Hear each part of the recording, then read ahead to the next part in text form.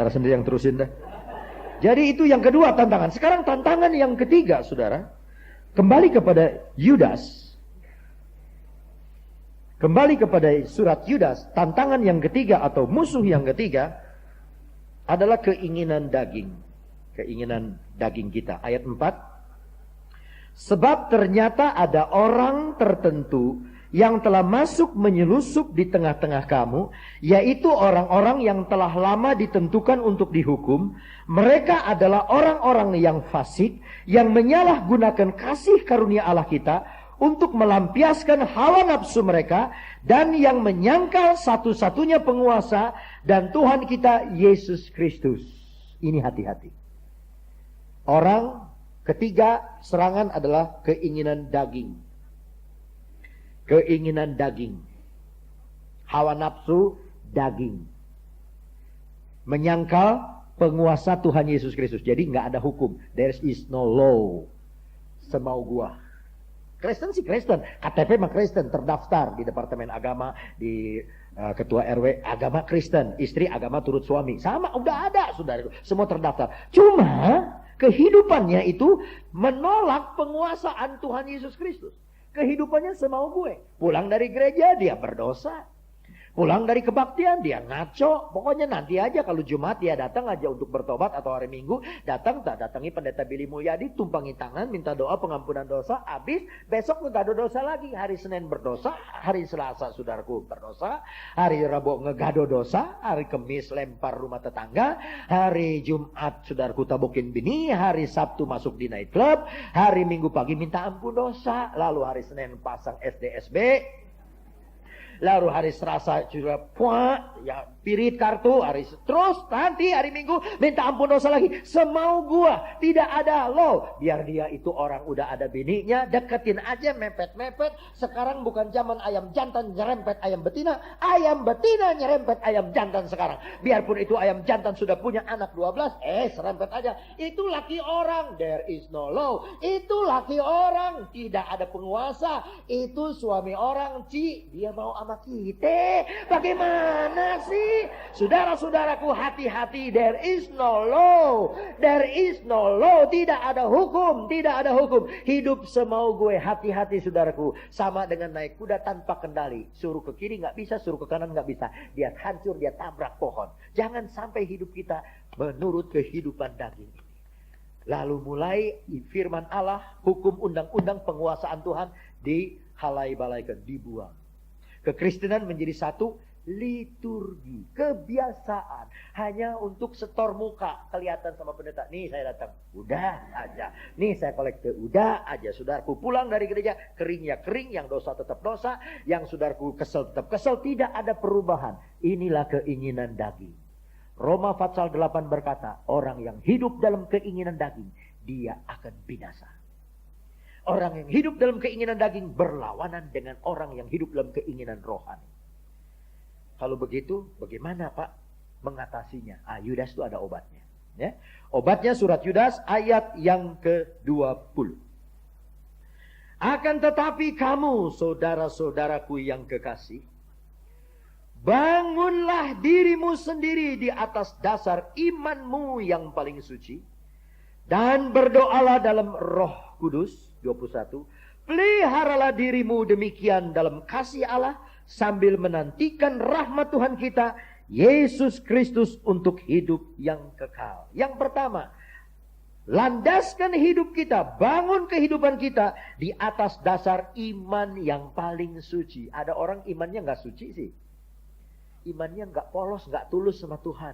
Imannya gak suci. Ada sesuatu maksud di belakang, ada batu di balik udang.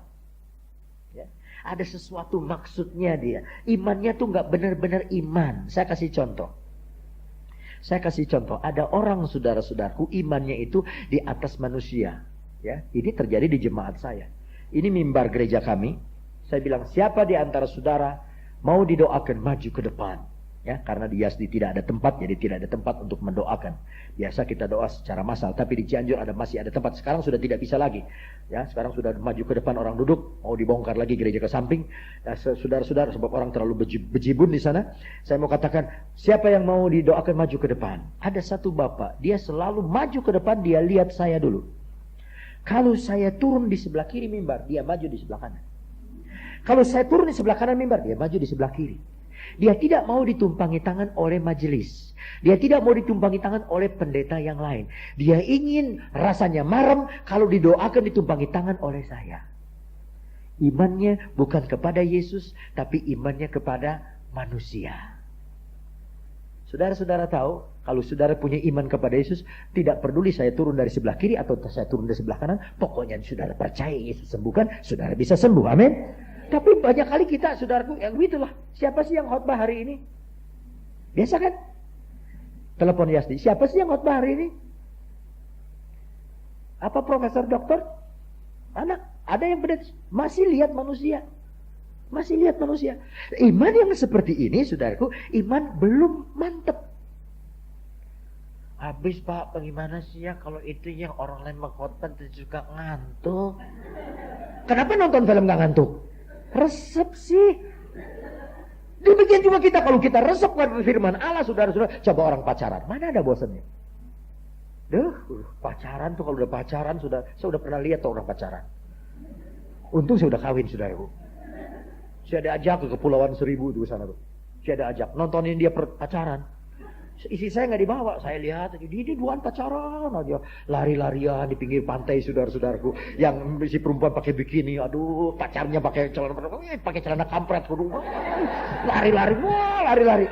Kita bengong aja, saudara-saudara, kasih Bagio ini apa, aduh dia tuh berenang sama-sama, aduh pakai ini snorkel segala, berenang sama-sama, tepok-tepokannya air.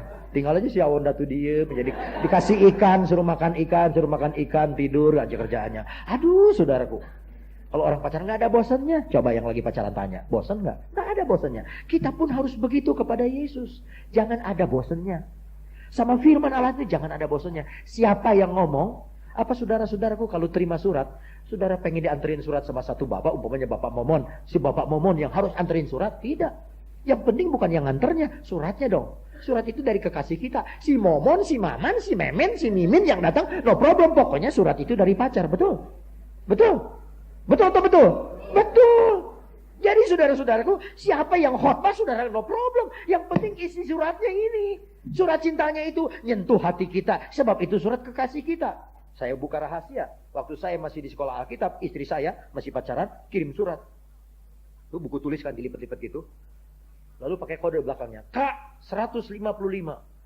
Teman-teman saya tuh pakai surat. Ini siapa sih pengirimnya pakai Kak 155? Kamu pakai kode rahasia. Maksudnya KISS. KIS. Pakai kode K 155. Cuman duaan kita aja yang tahu. Aduh saudara, saya baca di tempat tidur, saya ketawa sendiri. Aduh saudara, terus benar ini. Saya ke kamar mandi. Aku mana? Maaf, bicara ke kamar kecil. Saya lihat. Aduh. Baca lagi itu kata-katanya dibaca lagi. Aduh senang sekali saudara. Demikian juga kita dengan firman Allah. Iman kita harus dibangun pada alasan iman yang kudus. Apakah iman kita sudah sampai di taraf itu belum? Kalau belum, mari kita minta. Tuhan, saya ingin membangun iman saya pada alasan yang kudus. Hidup rohani saya pada iman yang kudus. Iman yang benar tidak melihat orang. Tapi iman kepada Tuhan. Iman kepada Yesus. Iman kepada Yesus saja. Bukan kepada manusia. Yang kedua, masih di dalam Yudas itu. Setelah iman kita dibangunkan, saudara-saudara, dikatakan yang kedua, berdoalah dalam Roh Kudus. Saya ini sebenarnya terbeban, saudara, ingin mendoakan saudara-saudara yang belum dipenuhkan dengan Roh Kudus. Siapa yang belum penuh Roh Kudus? Angkat tangan. Yang belum dipenuhkan dengan Roh Kudus, angkat tangan. Yang belum penuh Roh Kudus, jangan malu, saudara-saudara, jangan malu. Wah, itu banyak juga. Silakan. Jadi ini mungkin sukar dimengerti oleh saudara kalau saya bicara ini. Berdoa dalam Roh Kudus. Saudara tahu kalau berdoa dalam Roh Kudus, nggak ada tuh pegel. Nggak ada tuh bosen. Nggak ada tuh. Ya. Saya ingat saya suka pimpin sembahyang semalam suntuk juga. Ada satu ibu udah salah, dia udah nonggeng. Haleluya. Dinyandar di tembok. Haleluya Yesus. Dia lihat jam, udah jam berapa. Haleluya. Bosan, dia kepaksa tuh.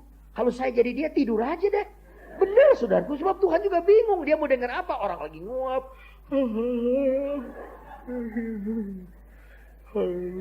Lihat jam, ya baru jam 12.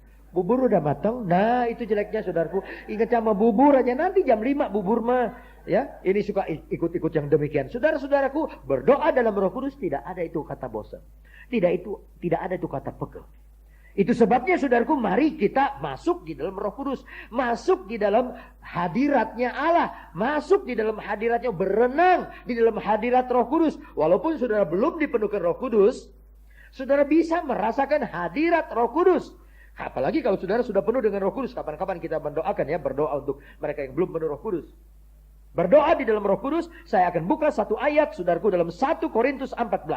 1 Korintus 14, kita akan baca itu, saudara pegang Yudas itu, jangan hilang. Nanti kita kembali ke sana. 1 Korintus 14. Ayat yang keempat. 1 Korintus 14 ayat yang keempat.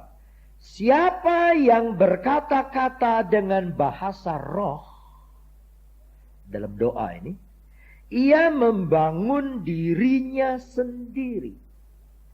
Tetapi siapa yang bernubuat, ia membangun jemaat. Saudara lihat, berdoa di dalam bahasa roh membangun diri kita sendiri.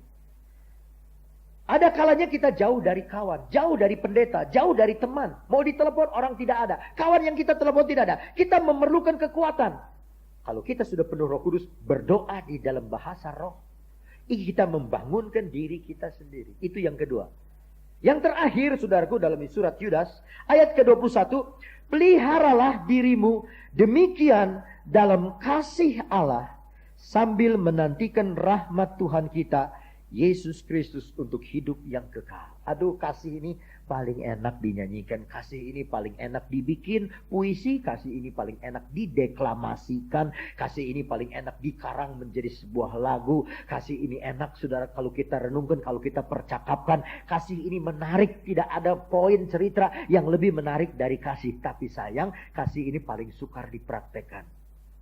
Ada satu ibu jemaat kami di Cianjur, keluarganya masih ada, banyak keluarga dan cukup berada, bisa pikul. Dia sebatang kara, tidak mau terima, dibuang aja gitu. Kami harus ambil itu ibu dari pinggir jalan, kami harus bawa ke rumah sakit sampai dia recover benar-benar, sampai sadar udah sembuh. Kami bawa, kami obati. Sampai saudara-saudaraku saya bilang, kok begitu ya? Kakaknya sendiri gak mau terima. Kakak sendiri, keluarga sendiri, tantenya gak mau terima. Sebab ini ibu kena penyakit syaraf, tidak mau terima.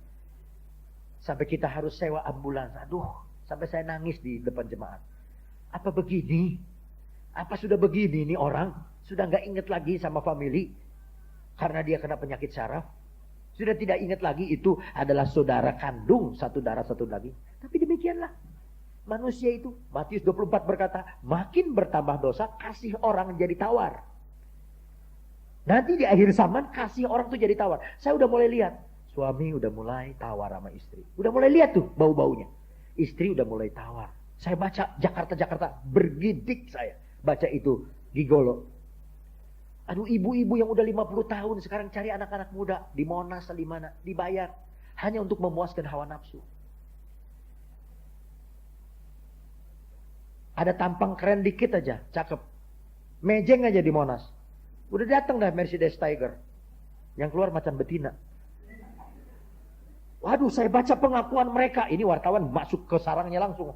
Aduh, jijik rasanya. Anak-anak muda, masih belasan tahun. Dilatih untuk berbuat mesum, saudara-saudara. Sebab apa? Kenapa istri-istri sampai nyeleweng? Kenapa suami-suami sampai nyeleweng? Krisis kasih. Kasih sudah tidak ada lagi. Itu sebabnya Yudas berkata, pelihara. Bukan hanya iman, peliharalah kasih persaudaraan. Pelihara. Aduh saudara-saudara, tadi siang saya lihat anak saya deket-deket. Duh, anak saya baru ketahuan kelihatan. Duh, manis juga nih anak saya nih. Ya, hitam-hitam manis-manis nih Helga nih saya lihat. Saya lihat anak saya si Revi yang tingginya sudah 178 sekarang, saudara-saudara. Umur baru 13,5 tahun. Saya lihat, anak saya juga ganteng gak kayak bapaknya. Dulu saya doain mereka, terima kasih Tuhan dan sebagainya. Saya ingin ada kasih. Jangan sampai nanti suami ke sana sibuk, istri ke sini sibuk, anak ke sana sibuk, ini ke sini. Kalau ketemu, udah mau tidur. Tidur. Besok bangun, sibuk lagi ke sana, sibuk lagi ke sini. Ketemu, tidur. Besok sibuk lagi ke sana, ketemu, tidur. Besok sibuk lagi, ketemu, udah ada bini baru. Udah ada piaraan baru. Anak sudah menyeleweng. Anak sudah narkotik. Sebab apa? Tidak ada pemeliharaan kasih. Jadi saudara, sebelum keluar, mari benahin dulu rumah tangga kita. Pelihara kasih itu dalam lingkungan kita. Saya sih ke persekutuan doa sebab malas, di rumah juga malas. Aduh, kupingnya aduh, ini bawel, ini papa, mama bawel. Jadi saya ke persekutuan doa aja. Saudaraku, pelihara kasih dalam rumah tangga. Pelihara, apa dalam rumah tangga saudara ada kasih ini? Apa saudara cuma tinggal duit? Pahamu jajan, nih coba. Pahamu jajan, nih coba. Pahamu ini, tuh mobil. Paham ini, nih emas. Mam ini, nih anting. Mam ini, nih duit. Mam ini, nih. Nanti saudaraku pada krisis kasih. Karena makin bertambah dosa. Banyak anak muda jadi gigolo. Anak muda perempuan, putri-putri jadi wanita panggilan. Karena apa? Krisis kasih. Saya katakan, jikalau anak Tuhan hidup di dalam kasih yang sebenar-benarnya, kasih Allah, tidak akan ada penyelewengan. Kalau ada kasih, tidak akan ada pencurian. Kalau ada kasih, tidak akan pembunuhan. Kalau ada kasih, tidak akan ada penyelewengan. Kalau ada kasih, tidak akan ada saudaraku memelihara istri muda. Kalau ada kasih, tidak akan ada perceraian. Kalau ada kasih, tidak ada penipuan. Kalau ada kasih, saudaraku, ada kemenangan, ada berkat. Amin, saudara-saudara. Satu-satunya jalan untuk kita menjaga iman kita, mempertahankan iman kita, yaitu membangun diri kita pada iman yang kudus. Kedua, berdoa di dalam roh. Yang ketiga, peliharalah kasih Tuhan. Saya tidak panjangkan firman Allah sampai di sini. Mari kita berdiri bersama-sama, kita berdoa. Haleluya. Kasih Yesus sungguh indah di dalam hidupku ini. Sungguh manis, lebih manis hidup bersama Yesus. Yesus, nama Yesus. Yesus, nama Yesus. Pujilah Dia, kasihnya kepada saya sampai selama-lamanya. Kasihnya kepada saya sampai selama-lamanya. Kasih Yesus sungguh indah. Kasih Yesus sungguh di dalam hidupku ini. Di dalam hidupku ini sungguh manis. Sungguh manis, lebih manis, lebih manis. Hidup bersama Yesus. Hidup bersama Yesus, nama Yesus. Yesus, nama Yesus. Pujilah Dia. Pujilah kasihnya. Kasihnya kepada saya sampai selama-lamanya. Kasihnya, kasihnya kepada saya sampai selama-lamanya. Kasihnya kepada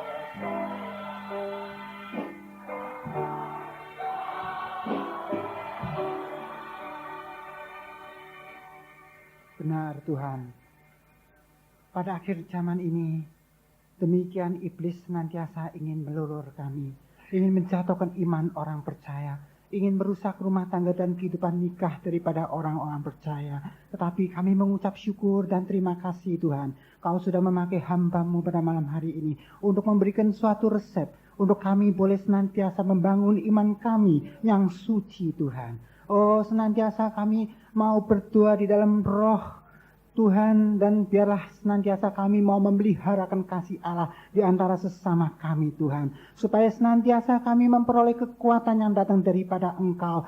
Kami tidak goyah dan Tuhan biarlah kami boleh mempertahankan iman kami sampai kedatangan Engkau yang kedua kali. Terdapat tiada cacat dan celah Tuhan. Sehingga kami boleh selamat dan masuk di dalam kekekalan Engkau. Terima kasih Tuhan untuk firman-Mu yang demikian indah. Kau memeteraikan, Kau tanamkan di dalam hidup kami Tuhan. Supaya kami benar-benar berbuah dan sanggup untuk melawan iblis, senantiasa berjaga-jaga. Oh Tuhan, dunia ini makin jahat tetapi kuasa-Mu lebih besar dari segala kuasa yang ada di dunia ini. Biarlah kami menjadi pelaku daripada firman-Mu Tuhan. Terima kasih Tuhan. Kau berkati hamba-Mu yang sudah Kau jadi saluran berkat. Berkati pelayanannya, berkati kesehatannya. Kau mau pakai dengan urapan-Mu di akhir zaman ini. Boleh banyak jiwa dimenangkan. Berkati sidangnya, berkati majelis dan kabar baik serta sekolah penginjilannya. Terima kasih Tuhan, terima kasih. Bapa kami berdoa Tuhan untuk pengelola daripada Yasdi di tempat ini Tuhan. Supaya benar-benar Kau turut campur. Firman-Mu yang senantiasa ditaburkan di tempat ini Tuhan akan menumbuhkan iman, akan membangun Tuhan sungguh-sungguh supaya lewat pelayanan di Yasdi ini banyak jiwa dimenangkan. Kau akan urapi setiap yang terlibat di dalamnya Tuhan. Satu persatu Kau teguhkan. Dan biarlah Tuhan Kau berkati juga pemilik gedung daripada ini. Supaya benar-benar lewat pelayanan di tempat ini Tuhan, nama Engkau dipermuliakan. Kau akan berkati Tuhan pemain musik. Kau berkati disciple yang senantiasa setia melayani Engkau. Kau berkati Tuhan pelayanannya. Kau berkati Pak Martinus maupun Pak Billy Tuhan. Oh terima kasih Bapak. Supaya benar-benar semuanya ini Tuhan kami boleh mempertahankan iman kami di dalam akhir zaman ini. Supaya benar-benar Tuhan banyak jiwa dimenangkan dan diselamatkan lewat pelayanan di tempat ini. Terima kasih Tuhan untuk firman-Mu yang demikian indah. Dan kami mengucap syukur, puji, hormat, kemuliaan hanya bagi nama Yesus. Di dalam nama-Mu yang kudus kami berdoa dan mengucap syukur. Haleluya. Amin.